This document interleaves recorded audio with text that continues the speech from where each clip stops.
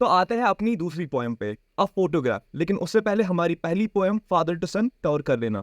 A photograph, ये poem लिखी है शिरले टूलसन ने। इससे पहले हम आगे बढ़े, पहले थीम्स पे थोड़ी सी नजर डाली जाए। Memory and nostalgia, loss and mourning, permanence of nature and transience of life.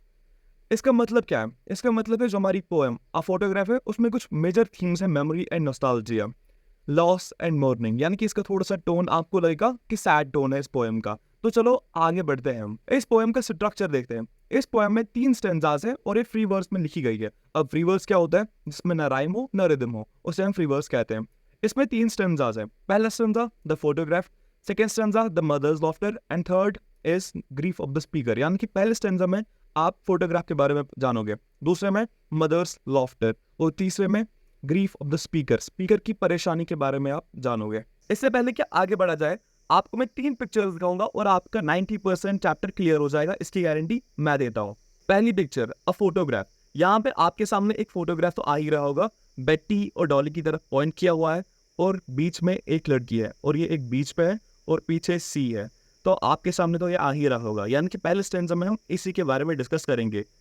दूसरे में हम देखेंगे यहाँ पे द मदर्स लॉफ्टर, जहाँ पे मदर जो है ये अपने बचपन की पिक को देख के थोड़ा सा मुस्कुराती है। और ये हम क्रक्स देख रहे हैं इस चैप्टर का कि पहले स्टेंजा में क्या था, दूसरे में क्या था। और तीसरे में ग्रीफ ऑफ द स्पीकर, यानी कि स्पीकर्स ग्रीफ। अब स्पीकर जो बात जो कर रहा है वो कितना परेशान है, क्यों परेशान है, जानते हैं इस चैप्टर में। शायद आपका चैप्टर तो 90% क्लियर हो ही गया होगा कि हम इस चैप्टर में क्या पढ़ने वाले हैं, वो तो क्लियर हो ही गया होगा। The cardboard shows me how it was when the 2 girl cousins went paddling, each one holding one of my mother's hands, and see the big girl, some 12 years or so, all three stood still to smile through their hair at the uncle with the camera, a sweet face my mother's that was before I was born, and the sea which appears to have changed less, washed their terribly transient feet. अब यहाँ पे मैंने कहा पहला stanza है वो photograph को describe कर रहा है, यानी कार्डबोर्ड, द कार्डबोर्ड, वो फोटोग्राफ मुझे दिखा रहा है कि उस टाइम पे कैसा सीन था। स्पीकर कह रही है कि मैं उस फोटोग्राफ की तरफ देख रही हूँ और वो मुझे समझा रहा है कि उस टाइम पे कैसा सीन था। कैसा सीन था कि 2 लड़कियां थी, वो आपस में कजन्स थी और वो एक दूसरी लड़की के हाथ को पकड़ रही थी। यानी कि बेटी और डॉली एक 12 साल की लड़की के हाथ पकड़ रही थी जो कि मेरी माँ थी। और ये तीनों कैमरा की तरफ देख के स्माइल कर रहे थे और मेरी माँ का बहुत ही प्यारा फेस था और मैं तब पैदा भी नहीं हुई थी, ये कह रही है स्पीकर। एंड द सी, और सी जो कि बहुत कम चेंज हुआ है, उन्होंने उनके फीट को वॉश अवे कर लिया। अब देखो यहाँ पे हमने अब तो ये बहुत इजी था कि हमने समझा फोटोग्राफ में क्या क्या था, लेकिन लास्ट में हमने एक थीम पढ़ी थी, permanence of nature and transience of human life. Transience मतलब क्या? जो बहुत कम टाइम तक हो। ट्रांजिएंस मतलब शॉर्ट लिव्ड, जिसकी उम्र या हाँ जिसकी उम्र बहुत कम हो। आप देखो वो उसकी माँ भी बूढ़ी हो गई है, वो 2 लड़कियां भी बूढ़ी हो ही गई होंगी, लेकिन क्या हुआ है, सी उस टाइम पे भी वैसा था और आज भी वैसा ही है। यानी कि ह्यूमन लाइफ और नेचर के बीच में जो कंपैरिजन ड्रॉ हुआ है कि नेचर चेंज नहीं होता लेकिन ह्यूमन लाइफ एक बहुत ही कम टाइम तक रहती है, उसे यहाँ पे डिस्कस किया गया है। यानी कि पहली थीम जो है वो हमने पहले स्टंजा में ही पा ली, शायद तो समझ आ ही गया होगा और फोटोग्राफ को देख के हमें और ज़्यादा क्लियर हो ही गया। सम 20-30 years later, she would laugh at the snapshot. Snapshot मतलब photograph. See Betty and Dolly, she'd had say, and look how they dressed us for the beach. The sea holiday was repast, mine is a laughter, both right with the labored ease of loss. देखो क्या, अब हमारे पास दूसरा scene आता है। पहला scene तो देख लिया कि फोटोग्राफ को कौन देख रही है, स्पीकर। अब दूसरे सीन में दोनों देख रहे हैं, कौन कौन, स्पीकर और उसकी माँ भी। यहाँ पे कह रही कि इस फोटोग्राफ के लेने के 30 या 20 साल बाद, 20 या 30 साल बाद, जब मेरी माँ इसकी तरफ देख रही थी तो वो थोड़ी सी स्माइल कर रही थी, हंस रही थी, लॉफ कर रही थी इसको देख के, और कह रही थी कि वो देखो बेटी को, वो देखो डॉली को, और कह रही कि वो हम उस दिन ड्रेसअप हुए थे बीच पे जाने के लिए। वो जो सी हॉलीडे था वो मेरी माँ का पास्ट था। मेरी माँ का पास्ट क्या था? सी हॉलीडे। और मेरा पास्ट क्या है? माँ का लॉफ्टर। समझो इस बात को।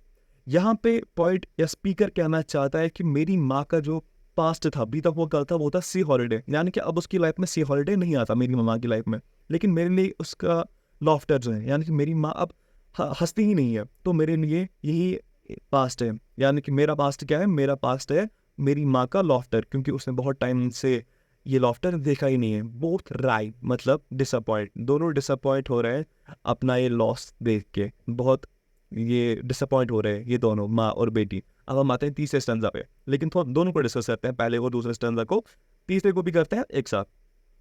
Now she is been dead nearly as many years as that girl lived. अब तीसरा सीन क्या है कि माँ मर चुकी है, तो अब पोइट जो है, स्पीकर जो है, वो अकेले देख रही है फोटोग्राफ को। And of this circumstance there is nothing to say at all. अब जब ये सीन था, कौन सा सीन, जब पोइट देख रही है अपने इनके फोटोग्राफ को, वो देख रही है कि ये सब मर चुके हैं, मेरी माँ मर चुकी है। और पोइट जो है वो बहुत ज़्यादा, स्पीकर जो है वो बहुत ज़्यादा डिसअपॉइंट नहीं, वो बहुत ज़्यादा मायूस हो जाती है। There is nothing to say at all. अब पोइट के पास, स्पीकर के पास कुछ भी नहीं रहता बोलने के लिए। It is silence silences. अब इस लाइन को समझो, इट इज़ साइलेंस साइलेंसेस मतलब क्या, अब पोइट इतनी ज़्यादा ये हो गई है, दुखी हो गई है कि अब वो कुछ बोल भी नहीं पा रही। अब जो वो अपना गम है वो साइलेंस के थ्रू दिखा रही है। आप देखो, कभी कभार हमारे पास इतने वर्ड्स ही नहीं होते कि हम अपने दुख को बयां करें, तो तब हम बस चुप रहते हैं और अपना ये दुख जो है वो बयां हो ही जाता है। यानी कि जब हम पूरा चुप, जब इंसान वो पूरा इंट्रोवर्ट सा बन जाता है, कोई बात ही नहीं करता, तो तब वो पूरा दुखी हो जाता है। और वही यहाँ पे शो किया गया है। अब थोड़ा सा क्विक रिकैप देते हैं। आई गेस पूरा चैप्टर इतना इजी था, मतलब मेरे लिए बहुत इजी चैप्टर था, और हमने इसको भी देख लिया, इस फोटोग्राफ को, तो उससे ज़्यादा बेटर रहा हमारे लिए। The poem note. A photograph by Shirley Toulson is a poignant poem that reflects on the themes of lost memory and the passage of time.